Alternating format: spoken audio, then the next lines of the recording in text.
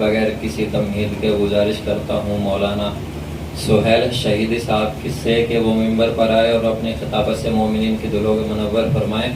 آپ حضرات ان کے استقبال میں بآواز بلند نعرہ صلوات اللہم صلی علی محمد و آل محمد۔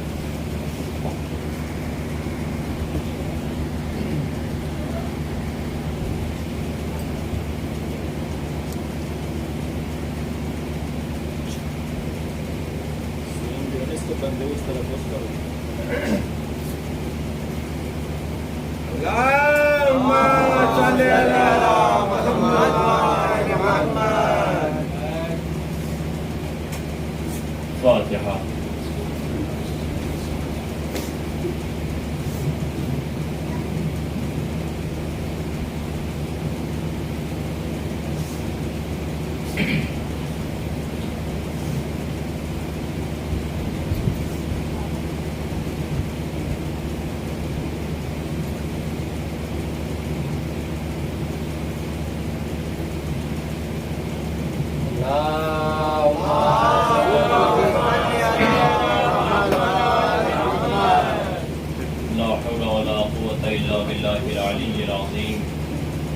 اعوذ باللہ من الشیطان الرجیم بسم اللہ الرحمن الرحیم الحمدللہ رب العالمین الصلاة والسلام وتحیۃ والاکرام علی سیدی اصل ما فی الوجود سر اللہ فی کل موجود نقطۃ دائرۃ الوجود صاحب لواء الحمد والمقام المحمود مولانا و مولا الثقلین جد الحسن والحسین ابی القاسم محمد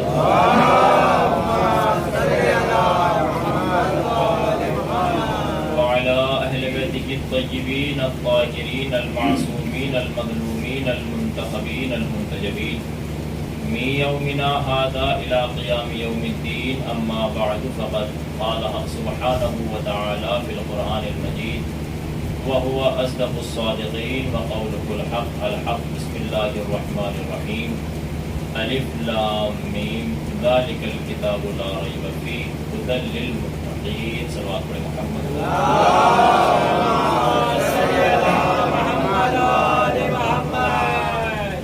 عزیزان گرامی، دوستان عزیز، بزرگان ملت، ماتمداران سید الشہداء، شیعان علی، عاشقان حسین، آج اس عشر مجالس کی نویں مجلس ہے جسے آپ لوگ سماعت فرما رہے ہیں اور مسلسل اس ثواب میں برابر کے حقدار ہیں اور برابر شریک بھی ہو رہے ہیں، اور نہ جانے کون سی ایک مجلس آپ کی جنت کا سبب بن جائے، نہ جانے کون سا ایک آنسو آپ کے جنت میں جانے کا سبب بن جائے، نہ جانے کون سا ایک ہاتھ جو آپ کے سینے پر رکھتا ہے، نہ جانے کون سی سینہ زنی آپ کے جنت میں جانے کا سبب بن جائے، کیونکہ پروردگار عالم نے امام حسین علیہ السلام کا جو غم ہے وہ ایک ایسا غم ہے کہ جو صرف انسان ہی نہیں مناتے بلکہ دنیا کی ہر قوم، ہر فرقہ، یا یہ کہہ لیا جائے کہ دنیا میں کوئی ایسی مخلوق نہیں ہے کہ جو امام حسین علیہ السلام کا غم نہ مناتی ہو۔ ہر قوم ہے کہ جو امام حسین علیہ السلام کا غم مناتی ہے، لیکن سب کے طریقے الگ الگ ہوتے ہیں، طریقے ہر کسی کا ایک جیسا نہیں ہوتا ہے، طریقے ہر کسی کے مختلف ہوتے ہیں۔ کچھ لوگ ایسے آپ کو ملیں گے کہ جو کالا لباس پہن کر اور امام حسین علیہ السلام کی شان میں جب مصائب بیان کیے جاتے ہیں تو ان پر بہت زیادہ گریہ کر کے غم مناتے ہیں، لیکن وہیں کچھ لوگ آپ کو ایسے بھی ملیں گے کہ جو لال کپڑے تو پہنتے ہیں لیکن امام حسین علیہ السلام کا غم مناتے ہیں، لیکن ان کا طریقہ الگ ہے۔ آپ نے دیکھا ہوگا کہ گاؤں دیہاتوں میں بھی بہت سے لوگ ایسے ہیں کہ جو لال کپڑے بھی پہن کر آتے ہیں لیکن وہ لوگ خونی ماتم بھی کرتے ہیں۔ آپ نے یہ بھی دیکھا ہوگا کہ بہت سے لوگ ایسے ہیں کہ جو لال کپڑے پہن کر آتے ہیں، یہ کہہ لیا جائے کہ نئے کپڑے پہن کر آتے ہیں لیکن مجلس میں بھی حصہ لیتے ہیں، تبرک بھی تقسیم کرتے ہیں اور امام حسین علیہ السلام کے نعرے کا جواب بھی دیتے ہیں۔ لیکن آپ یہ دیکھیں کہ امام حسین کا غم ہر شخص مناتا ہے، ہر قوم امام حسین کا غم مناتی ہے، لیکن انسان کا طریقہ الگ ہے. یعنی شرط یہ ہے کہ انسان غم منائے لیکن طریقہ اس کا الگ ہوتا ہے. اب آپ یہ دیکھیں کیا ان طریقوں کو امام حسین یا پروردگار عالم قبول کرتا ہے یا نہیں کرتا. کیونکہ مذہب اسلام میں انسان کی اصلاح اگر کسی کو کرنی ہے، اگر کوئی شخص کسی کی اصلاح کرنا چاہتا ہے تو وہ اس کی اصلاح صرف اسلام کے اندر کر سکتا ہے. یعنی جو دائرہ اسلام میں آتا ہے ان سب چیزوں کی اصلاح ہو سکتی ہے، لیکن کوئی انسان کسی کے عقیدے کی اصلاح نہیں کر سکتا. کیونکہ ہر انسان اپنے عقیدے کے مطابق امام حسین کی محبت کو رکھتا ہے اور امام حسین کی محبت کو اپنے دل میں جگہ دیتا ہے.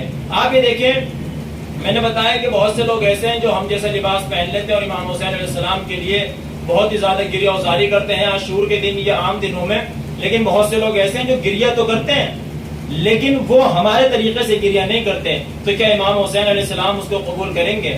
اب آپ ایک واقعہ سنیں اور انشاءاللہ شاید میں اپنی بات سمجھا پاؤں. ایک لڑکا تھا ہندو، چھوٹا بچہ تھا، اس کی عمر تقریباً 4 یا 5 برس کی ہوگی یا اس سے تھوڑا سا زیادہ. وہ کیا کرتا تھا کہ دیکھیے امام حسین قبول کریں گے یا نہیں کریں گے. اب ہم لوگوں کو یہ کہنے کا حق نہیں ہے کہ بھائی محرم چل رہا ہے آپ لال کپڑے پہن کر آ گئے، آپ کو پتہ نہیں ہے پیلے کپڑے محرم میں نہیں پہنے جاتے ہیں. بھائی وہ شیعہ نہیں ہے لیکن ہم لوگ کہہ دیتے ہیں کہ بھائی ہمارے یہاں تو نہیں پہنے جاتے ہیں. اب دیکھیں امام حسین علیہ السلام اور اسلام کیا کہتا ہے. ایک ہندو بچہ ہے جس کی عمر تقریباً 7 یا 8 سال یا اس سے کم یا تھوڑا سے زیادہ ہوئے، اور وہ کیا کرتا ہے، وہ روز ایک کاپی کا پیج لیتا ہے اور اس پیج سے وہ تعزیہ بناتا ہے، تعزیے کی شکل بناتا ہے. کہ انہوں نے دیکھا کہ ہمارے مثلا محلے میں، ہمارے قبیلے میں، ہمارے شہر میں تعزیے نکلتے ہیں تو وہ اسی کی طریقے سے تعزیہ بناتا ہے اور اس سے وہ کھیلتا ہے. کبھی اس طرف لے کے جاتا ہے، کبھی یہاں اٹھاتا ہے، کبھی وہاں اٹھاتا ہے. لیکن جب وہ شام ہوتی ہے تو وہ شام اس تعزیے کو توڑ دیتا ہے، اسے موڑ موڑ کے پھینک دیتا ہے جگہ پہ. اب کافی دنوں تک چلتا رہا. جب لوگوں نے اس بچے کی یہ حرکت دیکھی تو اس کے والد کے پاس آئے اور آنے کے بعد ایک جملہ کہا کہ بھئی آپ کا بچہ جو ہے وہ ہمارے مذہب کی شان میں گستاخی کرتا ہے. کہا کہ کیا مطلب؟ کہا کہ بھئی آپ کا بچہ تعزیے کی شکل بناتا ہے، پہلے تو اس کے ساتھ کھیلتا ہے، پھر اس کے بعد وہ اس کو توڑ دیتا ہے. آپ اپنے بچے کو سمجھائیں کہ آگے سے ایسا نہ کریں، یہ بے حرمتی ہے تعزیے کی. وہ گیا اور جانے کے بعد اس نے اپنے بچوں کو سمجھایا بیٹے ایسے نہیں کیا کرتے، یہ غلط ہے. کسی کے مذہب میں ایسا نہیں کہ آپ کسی کے مذہب کو برا کہیں، یہ اسلام اس چیز کی اجازت نہیں دیتا. پھر وہ بچہ جب اس کو سمجھایا گیا تو پھر دوبارہ سے بچہ وہی کرتا جو اس کی روزانہ کی روٹین، کہ وہ تعزیہ بناتا اور شام میں آتے آتے اسے توڑ دیا کرتا تھا. جب کافی دن گزرے پھر دوبارہ لوگ آئے اور اس شخص کے پاس کہنے لگے کہ ہم نے آپ کو بتایا تھا کہ آپ کا بچہ ہمارے تعزیے کی بے حرمتی کرتا ہے. اور شکایت کرنے والے کون ہیں؟ ہم لوگ ہیں کہ بھئی آپ کا بچہ ہمارے جو تعزیہ ہے اس کی شکل بناتا ہے پھر اس کو توڑ دیتا ہے. آپ سے ہم نے کہا تھا کہ اپنے بچوں کو سمجھاؤ لیکن شاید آپ نے سمجھایا نہیں. تو اس نے کہا 1 منٹ رکیے. اس نے اپنے بچے کو پاس بلایا اور بلانے کے بعد ایک زور سے تھپڑ اس کے گالوں پہ مارا، ایک بہت زور سے اس کے گالوں پہ تھپڑ مارا جس کی وجہ سے بچہ زمین پر گر پڑا. اب جب بچے کے جب اتنی زور سے تھپڑ لگے تو ظاہر سی بات ہے بچے سے برداشت نہیں ہوتا ہے. اب بچہ روتا ہوا اپنے روم میں جا کے سو گیا. کہا کہ بھئی آج کے بعد سے ہمارا بچہ ایسی گستاخی نہیں کرے گا. جب یہ شخص رات کو اپنے بستر پہ گیا، جب وہ سویا جس نے تھپڑ مارا تھا، جس باپ نے، وہ دیکھتا ہے کہ ایک مقام ہے، ایک میدان سجا ہوا ہے، وہاں وہ اکیلا تنہا کھڑا ہے. اس نے دیکھا کہ سامنے سے کوئی آتا ہے جس کا چہرہ بڑا نورانی ہے، جس کے چہرے کو دیکھ کے لگتا ہے کہ یہ انسانوں میں سے نہیں ہے. توجہ رہے آپ لوگوں کی کہ امام حسین قبول کرتے ہیں نہیں کرتے. ہم ہر کسی کو ہر چیز کے معاملے میں ٹوک سکتے ہیں لیکن کبھی کسی کے عقیدے کو برا نہیں کہہ سکتے، کیونکہ ہر انسان اپنے عقیدے کا مالک ہوتا ہے، عقیدہ ہر کسی کا اپنا اپنا ہوتا ہے. تو وہ شخص دیکھ رہا ہے کہ سامنے سے کوئی آنے والا شخص ہے جو بڑا نورانی جس کا چہرہ ہے، اور اس کو دیکھ کے لگتا ہے کہ یہ آدمیوں میں سے یعنی انسانوں میں سے نہیں، یہ کوئی نوری مخلوق ہے. جب وہ سامنے آیا اور آنے کے بعد وہ شخص کہتا ہے جو نوری تھا، اس نے کہا کہ تم نے مجھے پہچانا؟ تو کہا کہ میں نے آپ کو نہیں پہچانا. آپ کون ہیں؟ کہا کہ میں وہی ہوں کہ جس کا تعزیہ تمہارا بیٹا بنایا کرتا تھا. میں وہی ہوں کہ جس کا تعزیہ تمہارا بیٹا بنایا کرتا تھا. اب آپ جانتے ہیں وہ شخص کہتا ہے کہ میں نے آپ کو پہچان تو لیا، آپ کون ہے، لیکن آپ کے آنے کی وجہ تو ایک مرتبہ امام حسین علیہ السلام اس کے خواب میں آ کے کہتے ہیں کہ اچھا یہ بتاؤ کہ تم نے اپنے بیٹے کو تھپڑ کیوں مارا؟ کہا کہ مسئلہ یہ ہے کہ وہ آپ کے تازی کی شبیہ بناتا تھا اور اسے بگاڑ دیتا تھا، لوگوں نے مجھ سے شکایت کی تو میں نے اس وجہ سے اسے تھپڑ مارا۔ تو امام حسین کہتے ہیں کہ جو بچہ آج تعزیے کو بگاڑ رہا ہے کل یہی بچہ اپنے شانوں پہ تعزیے کو بھی اٹھائے گا۔ یہ سوچنے والی بات ہے کہ جب ہم کچھ نہیں کہہ رہے ہیں، مل جل کے سلوات پڑھیں محمد والے۔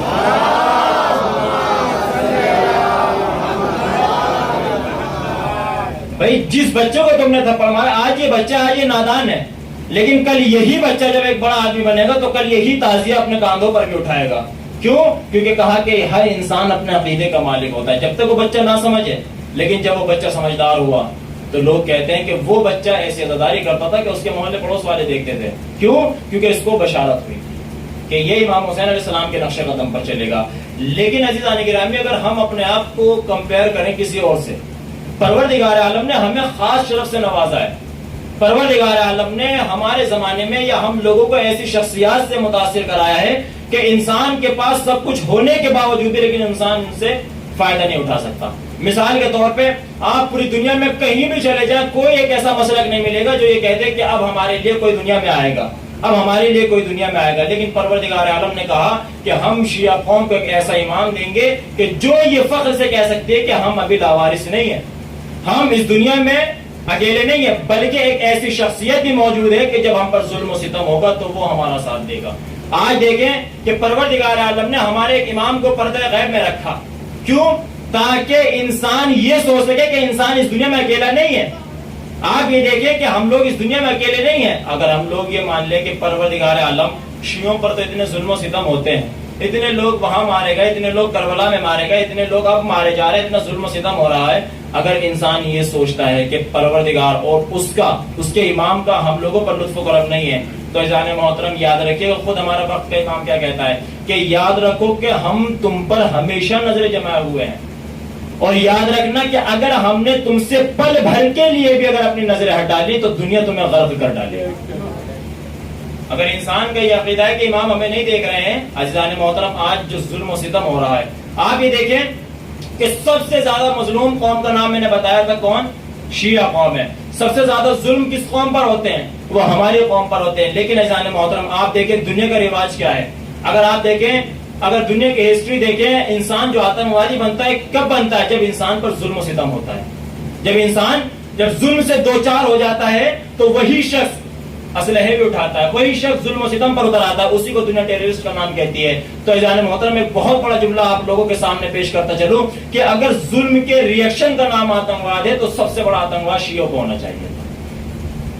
لیکن آج تک تاریخ انسانیت یہ نہیں بتا سکتی کہ آج تک شیعوں میں کوئی شخص ایسا ہو کہ جس نے اسلحے اٹھائے ہو۔ آپ دیکھیں کتنے ظلم و ستم شیعوں پر ہوئے۔ آپ دیکھیں سن 61 ہجری سے شیعوں پہ جس طریقے سے ظلم و ستم ہوتے ہوا ہے، لیکن شیعوں نے آج تک کبھی اف تک نہیں کہا۔ کیوں؟ کیونکہ ان کا عقیدہ ہے کہ جب ہمارا امام آئے گا تو سب کا بدلہ ایک ساتھ لیا جائے گا۔ جب ہمارا امام اس دنیا میں آئے گا تو جب پتا چلے گا کہ سر کیسے کٹتے ہیں اور سر کیسے اڑائے جاتے ہیں۔ شیعوں کا عقیدہ ہے۔ ایک صلوات پڑھ دے محمد والے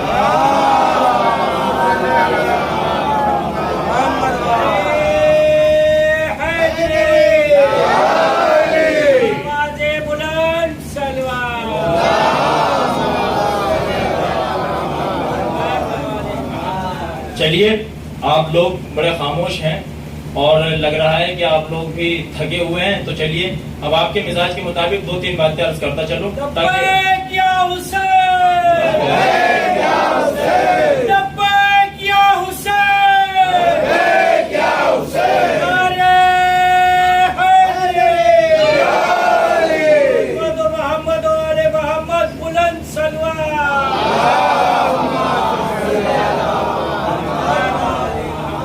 آپ کے مزاج کے مطابق کچھ باتیں عرض کرتا چلوں، انشاءاللہ زیادہ وقت نہیں لوں گا۔ دو تین باتیں آپ لوگوں کے سامنے پیش کرنی ہے کہ پروردگار عالم نے قرآن مجید میں کہا الف لام میم ذالک الکتاب لا ریب فیہ ھدی للمتقین۔ الف لام میم حروف مقطعات میں سے کہ جن کا ترجمہ قرآن میں بھی نہیں ہے، اور اس کا علم کس کو ہے؟ صرف و صرف چہاردہ معصومین کو۔ یاسین آپ دیکھ لیں، یہ بھی حروف مقطعات میں سے، الف لام میم صاد، الف لام را، اس طریقے کے جتنے بھی حروف مقطعات ہیں ان سب کا علم صرف اور صرف پروردگار عالم کو یا ان کے معصومین کو ہے. پروردگار کہہ رہا ہے کہ ذالک الکتاب لا ریب فیہ، کہ یہ وہ کتاب ہے کہ جس میں شک و شبہ کی کوئی بھی گنجائش نہیں ہے. یعنی گنجائش نہیں ہے، آپ شک کر نہیں سکتے. مطلب یہ ہے کہ آپ سوچ بھی نہیں سکتے. ایک تو ہوتا ہے شک کرنا اور ایک ہوتا ہے سوچنا. آپ سوچ بھی نہیں سکتے، آپ اپنے دماغ میں لا بھی نہیں سکتے کہ اس کتاب میں کسی بھی طریقے کی تحریف یا رد و بدل ہوئی ہوگی. پھر آگے کہا کہ ھدی للمتقین، اور یہ متقین کو ہدایت کرتی ہے. اگر آپ دیکھیں تو پروردگار عالم نے قرآن مجید کو اس دنیا میں بھیجا کیوں؟ تاکہ انسان اس سے ہدایت پا جائے. انسان اس دنیا میں اگر اپنی زندگی، یعنی اگر دنیا میں اگر اندھیروں میں گھرا ہوا ہے تو اس کے اوپر لازم ہے کہ وہ قرآن کو پڑھے اور اس سے اپنی زندگی کو بہتر بناتا جائے. کیوں؟ کیونکہ قرآن میں ہر خوش کو تر کا تذکرہ موجود ہے. قرآن میں تمام ذکر مل جائیں گے، قرآن میں ہر طریقے کا ذکر مل جائے گا. عزیزان محترم، جب ہم نے قرآن پر بہت زیادہ محنت کری، جب ہم نے قرآن کے بارے میں بہت زیادہ پڑھا، جب ہم نے قرآن پہ بہت زیادہ مطالعہ کیا تو ہم ایک نتیجے پر پہنچے.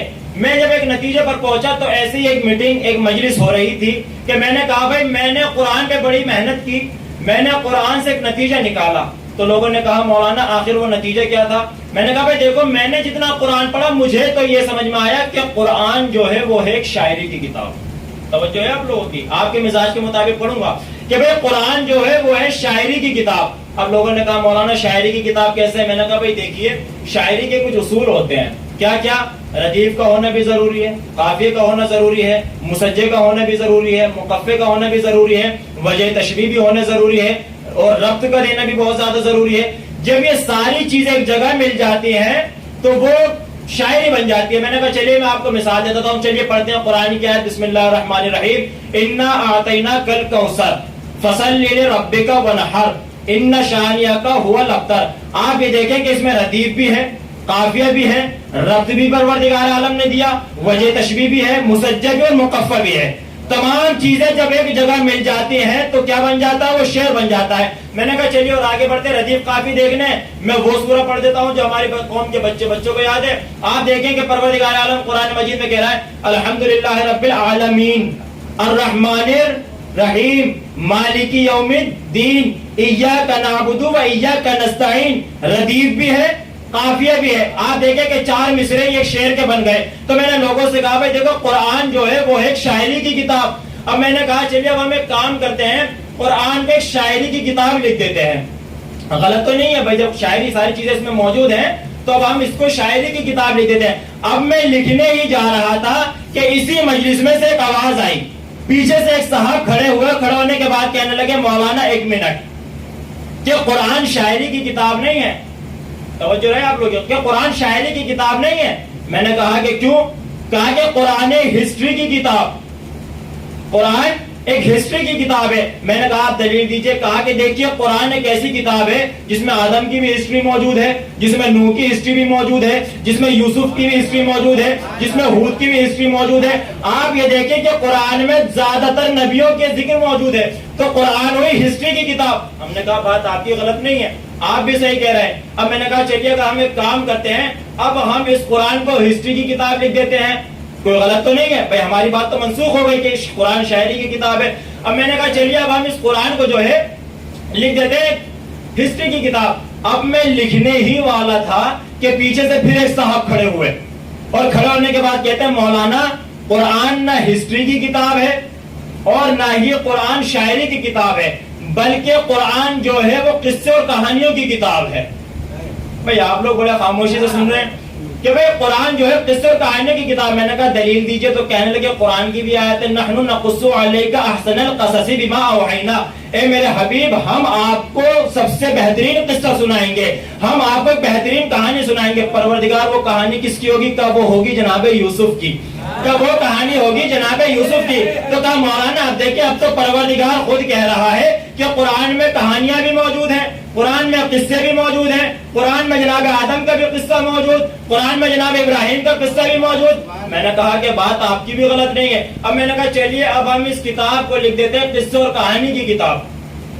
اب میں یہ لکھنے ہی والا تھا، پھر ایک صاحب پیچھے سے کھڑے ہو گئے، کہنے لگے کہ مولانا قرآن نہ ہسٹری کی کتاب ہے، نہ قصے کہانیوں کی کتاب ہے، اور نہ شاعری کی کتاب ہے، بلکہ قرآن ہے عدالت کی کتاب، قرآن ہے وکالت کی کتاب۔ میں نے کہا دلیل دیجئے، تو کہنے لگے دیکھیے میں پورے دن کورٹ میں رہتا ہوں، میں ایک وکیل ہوں، پوری دنیا میں سب سے باریک مسئلہ جو ہوتا ہے وہ ہوتا ہے میراث کا، سب سے باریک مسئلہ جو ہوتا ہے وہ ہے میراث کا، اور جبکہ پروردگار عالم قرآن میں میراث کے بارے میں پوری بحث کر چکا ہے، اور پروردگار عالم بتا چکا ہے کہ ایک لڑکے کو 2 لڑکیوں کے برابر حصہ دیا جائے۔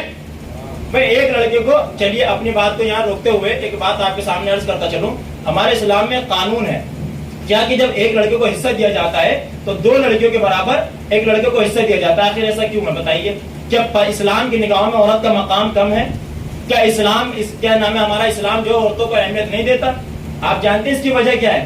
کہ پروردگار عالم قرآن میں یہ کہہ رہا ہے کہ ایک مرد کو یعنی ایک لڑکے کو 2 لڑکیوں کے برابر حصہ دیا جائے۔ یہ میراث کے بارے میں ہے، بھائی پوری میراث کی بحث قرآن مجید میں موجود ہے۔ تو دیکھیے میں نے اپنے مسئلے کو بیان کیا کہ ایک لڑکے کو 2 لڑکیوں کے برابر حصہ کیوں دیا جاتا ہے۔ اسلام کہتا ہے کہ ہم عورت کی اہمیت کو نہیں گھٹا رہے ہیں، بلکہ ہم عورت کو اس لیے بتا رہے ہیں کہ ایک لڑکے کے برابر 2 لڑکیوں کو حصہ دیا جائے گا۔ اس کی وجہ یہ ہے کہ عورت ایک اپنا مائکے سے حصہ لیتی ہے اور ایک لیتی ہے اپنے سسرال سے، تو 2 حصے ہو گئے۔ پروردگار عالم نے کہا ایسا نہیں کہ آپ کو 2 یہاں سے بھی مل جائیں اور پھر آپ پیچھے سے بھی لے لو، تو پروردگار عالم عدالت کا قائل ہے، کیا کہا؟ ایک حصہ سسرال سے لے گی اور ایک حصہ لے گی اپنے مائکے سے، 2 حصے ہو گئے، برابر ہو گئے۔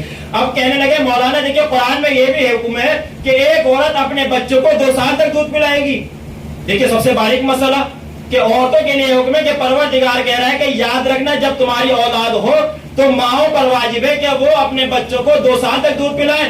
بھئی قرآن میں پوری میراث کا حکم ہے۔ اب جب میں نے سب لوگوں کی باتیں سنی میں نے کہا کہ بھئی یہ تو بڑی عجیب بات ہو گئی کہ قرآن ایک کتاب ہے، اس میں آپ کو ہسٹری بھی مل جائے گی، اس میں آپ کو قصے کہانی بھی مل جائیں گے، اور اس میں آپ کو جو ہے عدالت کی بھی کتاب مل جائے گی اور شاعری کی بھی کتاب مل جائے گی۔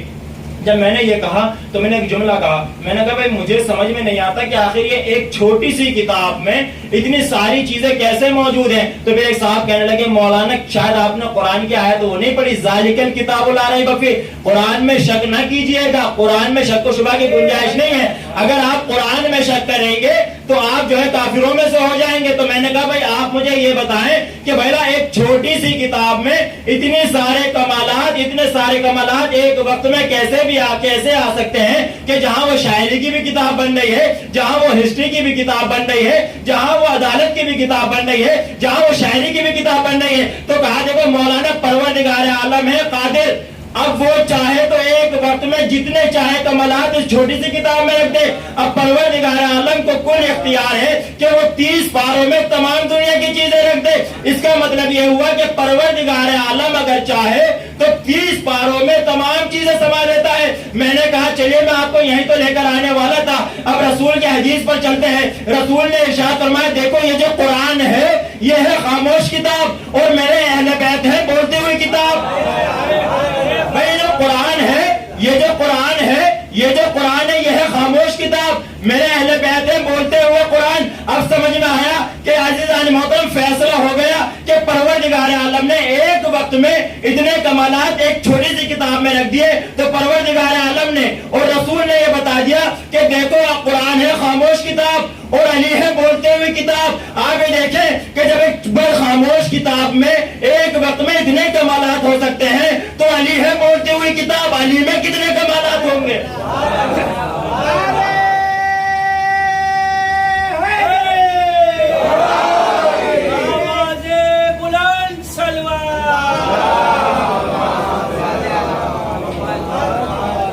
جب علی بولتی ہوئی کتاب ہے تو اس میں کتنے کمالات ہوں گے جب خاموش کتاب میں اتنے کمالات موجود ہیں۔ اور جب رسول اس دنیا سے جاتے ہیں تو دیکھیے کچھ تبرکات بھی ہوتے ہیں۔ تبرکات سے مراد وہ نہیں جو ہماری مجلسوں میں بٹتے ہیں، یعنی کچھ امانتیں۔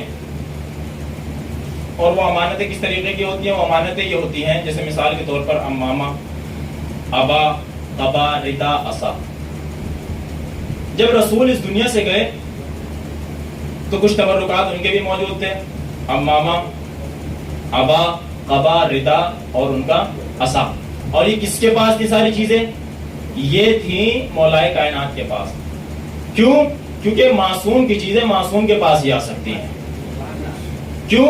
اس لیے کہ معصوم کی چیزوں کی حفاظت صرف معصوم کر سکتا ہے.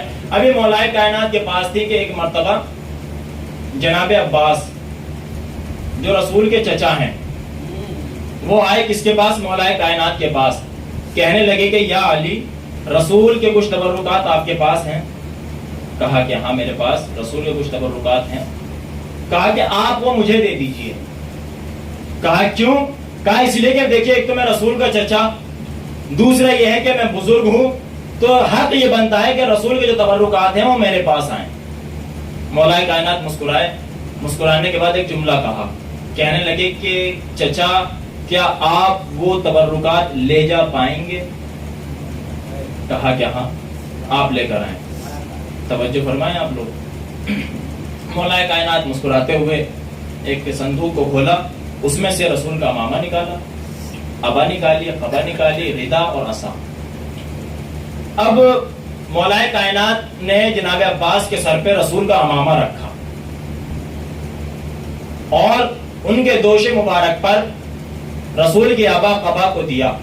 جب جناب عباس یہ تینوں چیزیں پہن لی تو ایک مرتبہ مولا کائنات نے کہا کہ چچا اب آپ کھڑے ہو جائیں.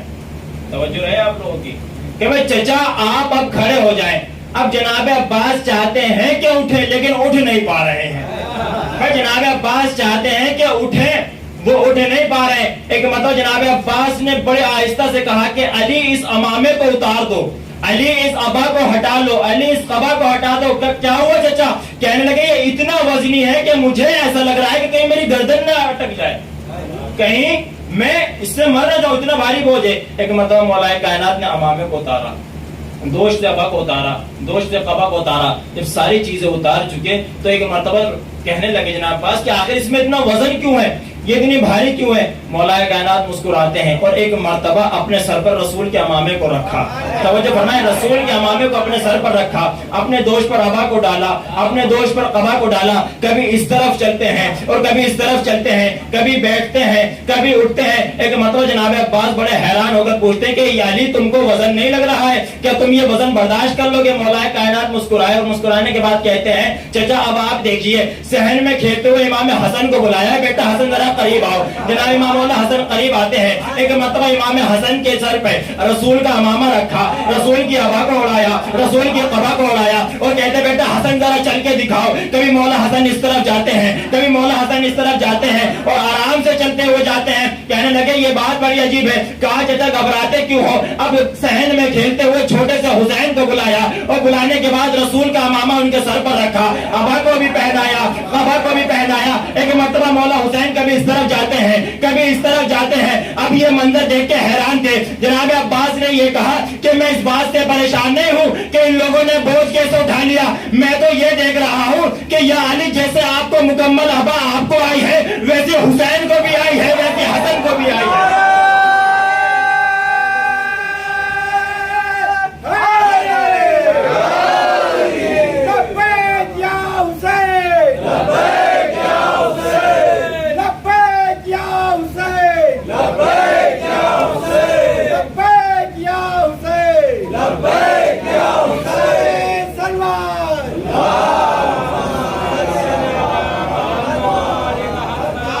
جیسے یہ مکمل آپ کے آئی ہے ویسی حسن مشتبہ کے بھی آئی ہے، ویسے یہ حسین کے بھی آئی ہے. اس کی وجہ کیا ہے؟ اور آپ مجھے یہ بتائیں کہ آپ نے اور امام حسین علیہ السلام نے، چلیے اگر آپ وزن برداشت کر لیتے ہیں تو ہم یہ سوچ کے خاموش ہو جائیں گے آپ ہے فاتح خیبر، آپ نے وزن برداشت کر لیا. ارے ابھی حسین تو بچے ہیں، ابھی حسین تو بڑے چھوٹے ہیں، انہوں نے کیسے یہ وزن برداشت کیا؟ مولا کائنات نے مسکرائے. مسکرانے کے بعد کہتے دیکھو چچا معصوم کا بوجھ معصوم اٹھا سکتا ہے.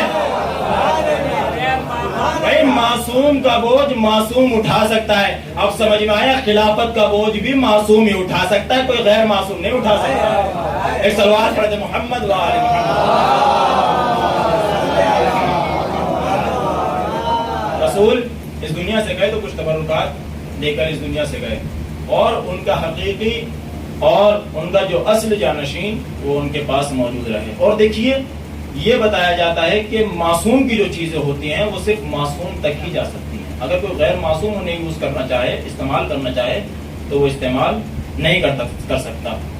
آپ یہ دیکھیں کہ پروردگار عالم نے اس دنیا میں معصومین کی فضیلت، معصومین کا مقام، معصومین کی عظمت، سب چیزیں بتائیں، لیکن سمجھ میں یہ نہیں آتا ہے ذہن محترم کہ اس زمانے میں کس طریقے کے لوگ تھے کہ جو اہل بیت کی عظمت، اہل بیت کا مقام، اہل بیت کا مرتبہ جانتے ہوئے بھی اس چیز کی قدر نہ کر پائے. کس نے نہیں دیکھا تھا مولا کائنات کو خیبر کو کھاڑتے ہوئے؟ ہر کسی نے دیکھا. مرحب کو جب پچھاڑا کس نے نہیں دیکھا تھا؟ آپ یہ دیکھیں کہ جو یہودی، نصارہ اور عیسائی تھے، جب وہ مولا کائنات کی شجاعت کو دیکھتے تھے تو وہ کلمہ پڑھ لیا کرتے تھے، وہ مسلمان ہو جایا کرتے تھے. آپ سلمان فارسی کو دیکھیں. کون سلمان فارسی کون تھے؟ یہ کسی دن انشاءاللہ جناب سلمان فارسی کے بارے میں بتایا جائے کہ جناب سلمان فارسی مسلمان نہیں تھے، پہلے ایک مجوسی تھے، ایران کے رہنے والے تھے، شہر فارس کے رہنے والے تھے. لیکن آپ دیکھیں کہ جس کے دل میں بھی اہل بیت کی محبت ہوتی ہے تو اہل بیت اس کو بہت بلند مقام عطا کرتے ہیں. سلمان کے دل میں بھی بہت زیادہ محبت تھی، اسی لیے رسول نے کہا سلمان منا اہل البیت، سلمان ہم اہل بیت میں سے ہیں، یعنی گھر والوں میں سے ہیں، باہر والوں میں سے نہیں ہیں، گھر والوں میں سے ہیں. آپ یہ دیکھیں کہ یہ دن بہت ہی تیزی سے اور بہت جلدی ہمارے درمیان سے رخصت ہو رہے ہیں. جیسا کہ ہم لوگوں نے امام حسین علیہ السلام پر گریہ کیا، امام حسین علیہ السلام پر اشک بہائے، امام حسین علیہ السلام کو فرصت دیا، آخر میں پھر ایک بات یہی کہتے ہوئے نظر آتے ہیں کہ مولا قیامت تک بھی روئیں گے تو حق گریہ ادا نہ ہو. کل جناب شیری کے مصائب بیان کیے گئے تھے اور آج ایک شہزادی کے مصائب بیان کرنا چاہتا ہوں. اور دیکھیے کربلا میں آپ کسی بھی شہید کے مصائب دیکھیں، ذاکرین، علماء، خطباء، کوئی کتنے ہی بڑے عالم دین ہو، ہر کوئی امام حسین علیہ السلام کے مصائب بہت آسانی سے بیان کر دیتا ہے، کوئی دقت نہیں ہوتی. جناب عباس کے مصائب بہت آسانی سے بیان کر دیتا ہے. لیکن کربلا میں کچھ شخصیات ایسی ہیں کہ نہ جن کے مصائب پڑھے جا سکتے ہیں اور نہ ہی سننے والے سے سنے جا سکتے ہیں.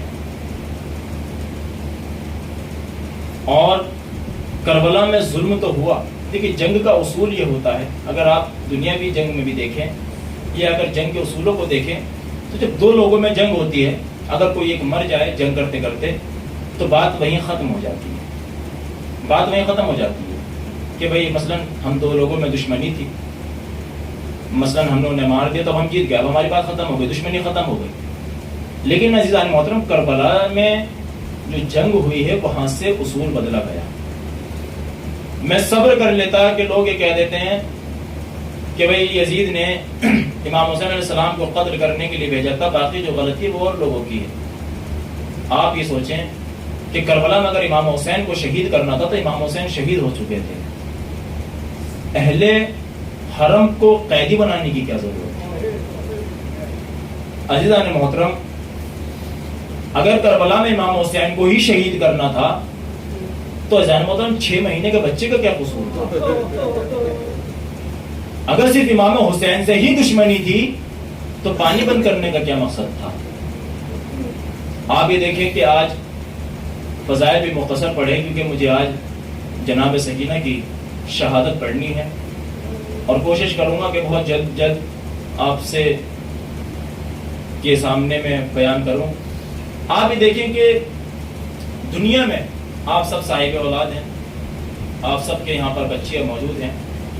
کسی کے یہاں 7 سال کی بچی بھی ہوگی، کسی کے 8 سال کی بچیاں بھی ہوں گی، کسی کے 4 سال کی بچیاں بھی ہوں گی. آپ یہ بتائیں انصاف سے، میں نے ایک مجلس میں اور بیان کیا تھا کہ اگر آپ کے بچے کو آپ کے سامنے، میں لڑکے کی بات نہیں کرتا، میں بچی کی بات کر رہا ہوں، ایک لڑکی کی، اگر آپ کے سامنے آپ کی بچی کو کوئی تماچا مارے تو کیا آپ برداشت کر پائیں گے؟ نہیں کر پائیں گے. جب آپ کی بچی معصوم ہو، بہت چھوٹی ہو، اگر کوئی سے تماچا مارے تو آپ برداشت کر پائیں گے؟ نہیں کر پائیں گے نا. لیکن آپ ذرا تصور کریں کہ اگر کسی کے سامنے کسی کی بچی کو مارا جائے اور وہ عورت جو ہے اور وہ بچی جو ہے وہ یتیم ہو یعنی اس کے سر پہ باپ کا سایہ موجود نہ ہو تو سوچیں ماں کے دل پر کیا گزرتی ہے۔ آپ ذرا 11 محرم کو کربلا میں چلیں، جب جناب سکینہ کے چہرے پر شمر تماچے مارتا تھا نا تو جناب رباب نے جناب زینب کی طرف دیکھا اور کہتی ہے کہ اے زینب میری بچی پر دیکھے کس طریقے سے تماچے مارے جاتے ہیں، ارے میری بچی کا کیا قصور ہے۔ ایک مرتبہ زینب کربلا کی طرف رک کر کے کہتی ہے رباب ارے میری طرف نہ دیکھ، ارے میرا عباس مارا گیا۔ آپ بھی دیکھیں مولا سجاد ہے جو ایک واقعہ بیان کرتے کہتے ہیں کہ مجھے شام میں سب سے زیادہ جو اذیت ہوتی تھی وہ میری بہن سکینہ کے سوالوں سے ہوتی تھی۔ کہا میں ایک مرتبہ زندان میں بیٹھا ہوا تھا کہ ایک مرتبہ جناب سکینہ روشن دان میں کچھ دیکھ رہی تھی۔ ایک مرتبہ جب صبح کا وقت ہوا تو کہتی ہیں کہ بھیا یہ پرندے کہاں جا رہے ہیں، اے بھیا یہ پرندے کہاں جا رہے ہیں۔ کہا کہ اے سکینہ یہ اپنے رزق کی تلاش میں جا رہے ہیں، یہ اپنے رزق کی تلاش میں جا رہے ہیں۔ جب شام ہوئی نا تو ان پرندوں کو واپس جاتے ہوئے دیکھا۔ ایک مرتبہ سکینہ نے پوچھا بھیا ارے اب یہ پرندے کہاں جا رہے ہیں۔ سکینہ نے جب یہ جملہ کہا تو کہ مرتبہ سجاد نے اپنے دل پر ہاتھ رکھا، کہا کہ بیٹی سکینہ یہ پرندے اپنے آشیانوں کی طرف جا رہے ہیں، یہ اپنے اپنے گھر جا رہے ہیں۔ ایک مرتبہ سکینہ کہتی ہے بھیا ارے یہ پرندے تو اپنے گھر جا رہے ہیں، کیا ہم کبھی اپنے گھر جا پائیں گے؟ ارے کیا سکینہ کبھی مدینے جا پائے گی؟ اجرکم اللہ زہرا خدا آپ کو کسی غم میں نہ رلائے سوائے غم سید الشہداء کے۔ میں 2 روایت آپ کے سامنے جناب سکینہ کی پیش کروں گا۔ ایک وقت وہ آیا کہ دنیا میں ایک عالم گزرے ہیں آج سے تقریباً 100 سال پہلے، 100 سال پہلے ایک عالم دین گزرے ہیں اور وہ بیان کرتے ہیں کہ ایک مرتبہ ان کی کچھ بیٹیاں ہیں، 4 بیٹی پروردگار عالم نے ان کو دی۔ جب 4 بیٹیاں ان کو دی تو ایک مرتبہ ایک بیٹی کے خواب میں 4 سال کی بچی آئی اور آنے کے بعد کہتی ہے کہ اے بی بی اپنے بابا سے کہو کہ دیکھو میری قبر کی تعمیر کروائیں، اپنے بابا سے کہو میری قبر کی تعمیر کروائیں، میری قبر میں پانی آ گیا ہے، اپنے بابا سے کہو میری قبر کی تعمیر کروائیں۔ اب اگلا دن جب نمودار ہوا تو یہ بیوی اپنے بابا کے پاس آئی، بہت بڑے عالم دین ہے، اپنے بابا کے پاس آئی اور آنے کے بعد کہتی کہ بابا میں نے ایسے خواب دیکھا ہے کہ ایک بیوی ہے جو خواب میں آ کر کہتے کہ میرے قبر کی تعمیر کرواؤ، میری قبر میں پانی آ گیا ہے۔ ایک مرتبہ جب عالم دین نے سنا کہتے ہیں بیٹی یہ خواب کسی اور سے نہ بتانا، اپنی بہنوں سے نہ بتانا۔ عزیزان محترم وہ بیوی خاموش ہو کر چلی گئی۔ جب اگلا دن نمودار ہو تو پھر ایک دوسری بیٹی آتی کہتی بابا میں نے خواب دیکھا ہے کہ ایک 4 سال کی بچی ہے جس کے چہرے پر تماچوں کے نشان ہے، کہ جس کے کانوں سے لہو جاری ہے، وہ یہ کہتی کہ اپنے بابا سے کہو کہ میری قبر کی تعمیر کروائے۔ عالم دین نے پھر فراموش کیا۔ پھر تیسرے دن بیوی آتی اور کہتی ہیں کہ بابا میں نے خواب دیکھا ہے کہ ایک بیوی ہے جو ہم سے یہ کہہ رہی کہ اپنے بابا سے کہو کہ قبر کی تعمیر کروائے، میری قبر میں پانی آ گیا ہے۔ عزادارو جب عالم دین کو محسوس ہوا کہ یہ خواب نہیں ہے، عزادارو ایک وقت وہ آیا کہ جب اس عالم دین نے دوبارہ منع کیا، کہنے لگے دیکھو معصومین کی قبر کو اور معصومین کی اولاد کی قبر کو کھودنا حرام ہے، ہم نہیں کر سکتے۔ عزیزان محترم تاریخ یہ کہتی ہے کہ جب وہ عالم دین اپنے خوابگاہ میں گئے ہیں، رات کو اپنے خواب میں دیکھا کہ 4 سال کی بچی ہے۔ وہ خواب میں آنے کے بعد کہتی ہے عالم میں نے تیری بیٹیوں کے ذریعے تجھ سے پیغام پہنچایا تھا، ارے دیکھ میری قبر میں پانی آ گیا ہے، میری قبر کو تعمیر کروا۔ میں اپنی بات کو روکتے ہوئے آپ کے سامنے ایک عزیزان محترم فقرہ پیش کروں۔ یہ کہا جاتا ہے کہ جب جناب سکینہ کی شہادت واقع ہوئی تو یزید نے کہا تھا کہ غسالہ کو بھیجا تھا، کفن بھی بھجوایا تھا، غسل کا بھی انتظام کیا تھا۔ اس منظر کشی کو ذہن میں رکھیے گا۔ عالم دین اگلے دن جاتے ہیں، جناب سکینہ کی قبر کو مزدوروں کے ذریعے کھدوانا چاہتے ہیں کہ ایک مزدور کہتا ہے کہ مجھے کفن محسوس ہو رہا ہے۔ عالم دین کہتے ہیں اب تم سب پیچھے ہٹ جاؤ، ارے یہ سید زادی ہے، ارے اب تم سب پیچھے ہٹ جاؤ۔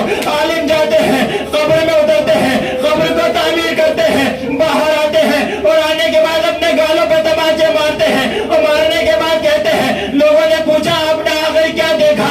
کہتے ہیں کہ میں نے دیکھا، میں نے یہ پڑھا تھا کہ یزید نے ایک غسالہ کو بھیجا تھا کہ کفن کا انتظام کرو، ان کے دفن کا انتظام کرو۔ ارے لیکن جب میں نے سکینہ کو دیکھا تو سکینہ اسی کلچے میں تھی، کانوں سے لہو جاری تھا۔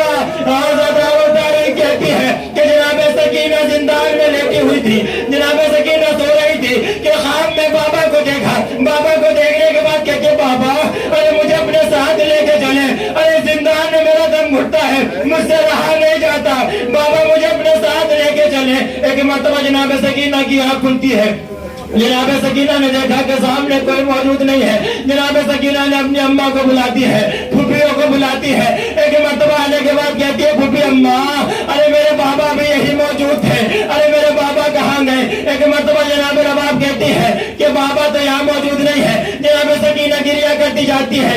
یزید کہتا ہے کہ آخر یہ لوگ کیوں اتنا رو رہے ہیں, یہ کون رو رہا ہے؟ کہا کہ سکینہ ہے جو اپنے بابا کی یاد میں رو رہی ہے. ایک مرتبہ یزید کہتا ہے کہ جاؤ حسین کا سر لے جاؤ اور سکینہ کو دے دو.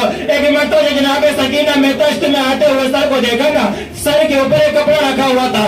جب تشت کو دیکھا تو سکینہ کہتی ہے شیخ ارے مجھے کھانے کی حاجت نہیں ہے, ارے سکینہ پیاسی نہیں ہے. ایک مرتبہ جب تشت سے کپڑا ہٹا, ارے بابا کے سر کو دیکھا, اپنی آغوش میں لیتی ہے, ارے اپنا گال حسین کے گالوں پہ کو رکھا. ایک مرتبہ کہتی ہے بابا ارے سکینہ کا تمہارے بغیر گزارا نہیں. ارے کافی دیر گریہ کرتی ہے. ایک مرتبہ جناب سکینہ خاموش ہو جاتی ہے. رباب نے کہا بیٹا سکینہ, زینب کہتی ہے بیٹا سکینہ. سکینہ خاموش ہے. عزادار ایک مرتبہ چوتھے امام کھڑے ہوئے, کھڑے ہونے کے بعد کہتے ہیں انا للہ و انا الیہ راجعون. عزاداروں ایک مرتبہ چوتھے امام نے زندان میں قبر بنائی, سکینہ کو اٹھایا اور اٹھانے کے بعد ایک جملہ کہتے ہیں اے 72 کے عزادار میرے بابا, ارے سکینہ تمہاری امانت ہے, اپنی امانت کو لے لو. قبر سے 2 ہاتھ نمودار ہوئے, اے سید سجاد میری امانت کو مجھے دے دو, سکینہ کو مجھے دے دو.